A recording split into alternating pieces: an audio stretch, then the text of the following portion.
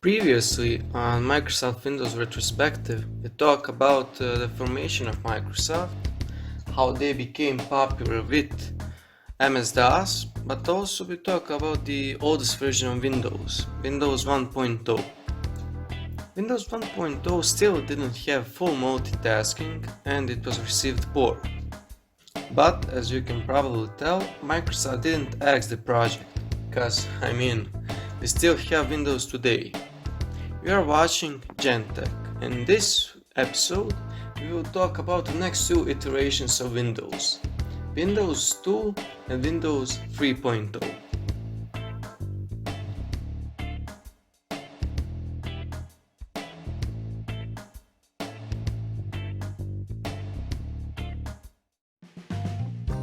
So, next on the list is Windows 2.0.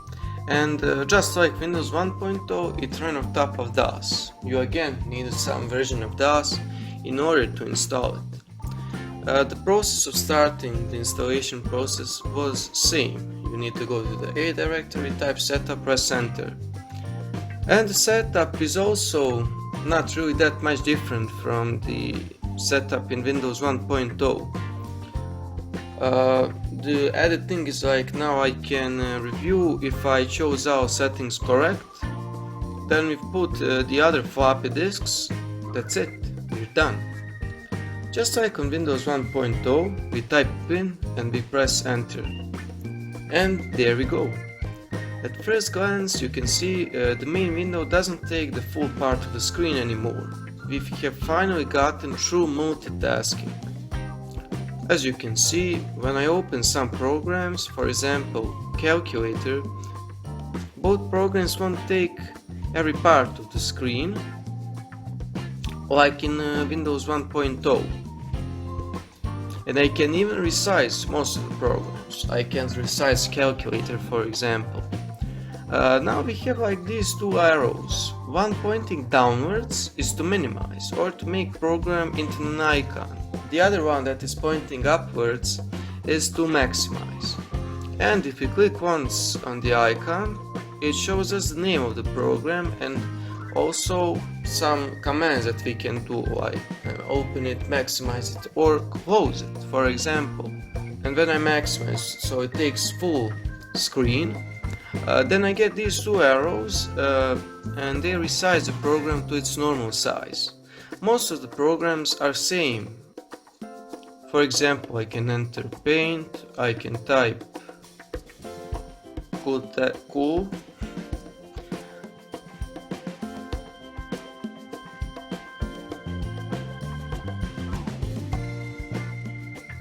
It's a bit more responsive. I can change a character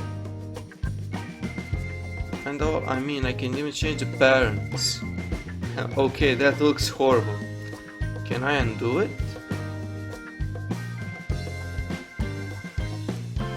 Oh yes, I can. Just like on Windows 1.0, we can exit it from here. And now I can save it.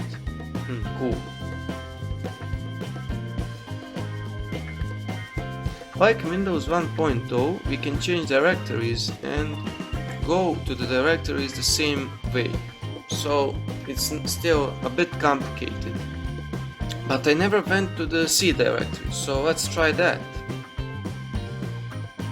We can see the DOS folder and I can run command.com and I can run actually DOS from Windows. But what will happen if I start Windows from this instance of DOS? Oh, I need to be in Windows directory though. And it actually opens just another version, another MS-DOS executive. Also, I forgot to mention some programs in Windows 1.0, card file and write, but we'll talk about write. It's a better Word program than Notepad. It's similar to WordPad that we have on modern operating systems. What can I type, I guess? Windows 2.0, cool.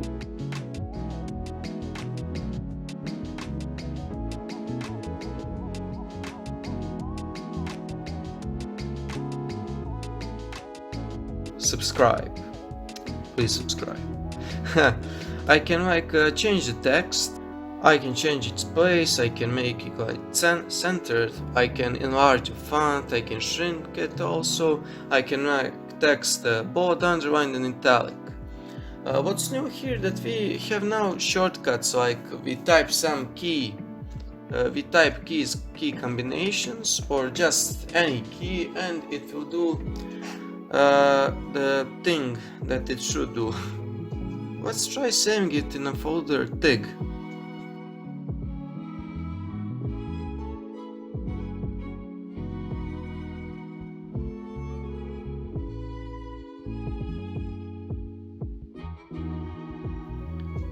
Okay, that isn't working. Let me try putting the directory.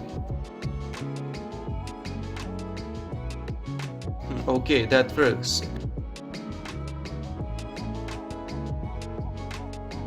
And it's saved.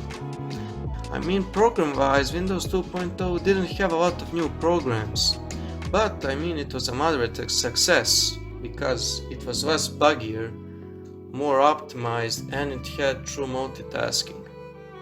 So I here have actually version 2.03. One more notable version is actually 2.1 or Windows 286 and 386.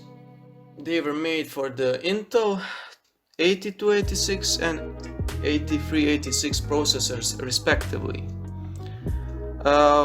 One notable difference is that you could install Windows 1.0 and 2.0 on something that isn't hard disk, but from version 2.1 onwards you needed hard disk in order to install it.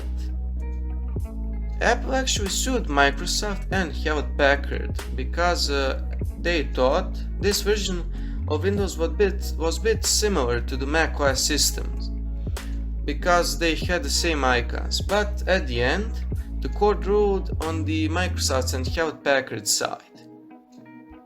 Just like on Windows 1.0, we can click End Session and close the MS-DOS Executive. But we're still not done, we have one more version of Windows to finish, Windows 3.0. Okay, before we start with Windows 3.0, let me just upgrade MS-DOS first. Now, we are running a newer version of MS-DOS, version 5.0, released in the year 1991. But you didn't come to hear me talking about that operating system, you came here for Windows 3.0. Like all Windows versions, it ran on top of DOS. We start the installation process the same way. A setup, yada yada yada, you know the drill. Now, we have a bit different interface with a blue background. And now we have another option. It asks us here if we want to upgrade our version of Windows. So we will do that. We then check here if everything is correctly chosen. Then we press enter. After some period we enter a newer, more graphical version of setup. We don't need the printer and we won't read documents. Online documents, that is. Then we put the remaining disks and we're done. Now we have three options: reboot, restart Windows and go to MS-DOS. We will reboot. We also enter Windows the same way. We go to Windows directory and then you probably know what is next. And there, as you can see, interface looks way more refined and way better than the previous Windows operating systems. It also created some new folders like accessories, games, Windows, non-Windows applications and main. Although the interface is very different, function of the buttons didn't change compared to Windows 2.0. Most of the programs are just more polished, more colorful, you could say, versions of Windows 2.0.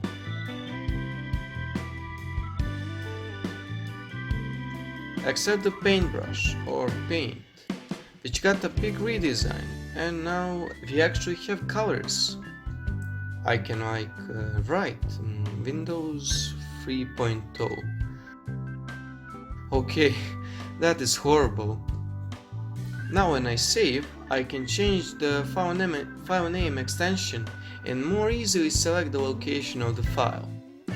So let's save it in the TIG folder. Oh, I forgot to type the file name.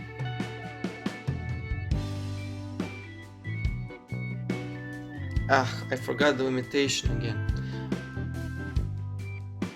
Okay, that works. It's nice that it actually says what's the limitation. We have new programs like Terminal and Recorder.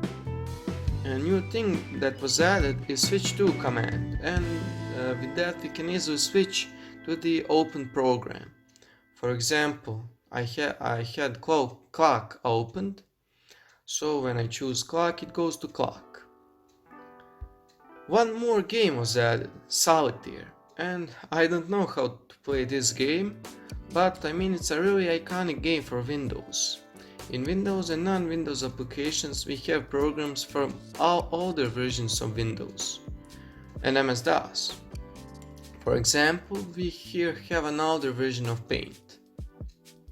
And now we have the main folder. There we can see a new file manager, and it's now way easier to search for files on local disk. I can open programs from there. I still can create folders easily though. Now I just need to go under File, select Create Folder, and then it says in what directory it will create the folder. For example, I create a new folder. It's called Folders, like folderception. And then it says in what directory it will create a folder. We also have a redesigned control panel. Now we have icons for specific things to change in Windows. We can also change the color or make the color scheme or even use the default ones. We have also fonts, ports, mouse, desktop. I can even change the wallpaper, but still I can only use the stock ones. And if I click settings, you have all the options also here.